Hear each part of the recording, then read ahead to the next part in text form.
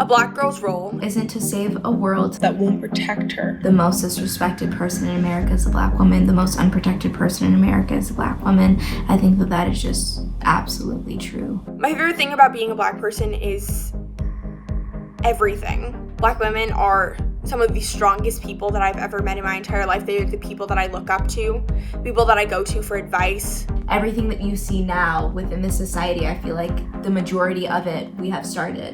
When it comes to style, when it comes to hair, when it comes to music, when it comes to even just the storylines and things that you see on your television screen. And I'm just so proud to be a part of a community that has started so much, regardless of, the fact that we don't necessarily get all the credit that we deserve. I like how we come together as a community when bad things happen, like when George Floyd was strangled and murdered by the police. I think the first time that I realized that people saw me as black is when teachers and parents and students did not see me as someone who was smart within classes. I was always perceived as the smart black girl or the smart black person in the class. I've always gone to predominantly white schools, so I've always known, and it's always been pretty evident that I was black and that people saw me that way, especially because at times I've been given the responsibility to speak for the entire black community, which is not something that should happen. There's one time where I got my hair straightened. I was so excited. My friends and I, we went to the playground and we played and we were all sweaty and everything. And we came back and we went to the bathroom and they were wetting their hair, and their hair is naturally straight. And I did it and my hair immediately started to shrivel up, and I just started crying because I was like, wow, I'm not the same as them. My hair is not the same. I never felt like I was less than, except for when I was in predominantly white spaces.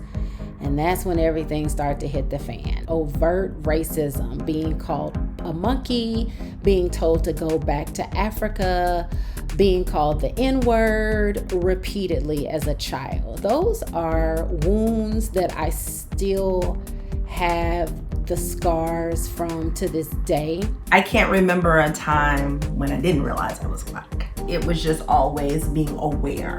And so when you go into a store, when you can't touch certain things, you have to stay by your parents' side. You needed to act a certain way. Things like institutionalized racism and corrupt policing can't be escaped no matter where you are in the US.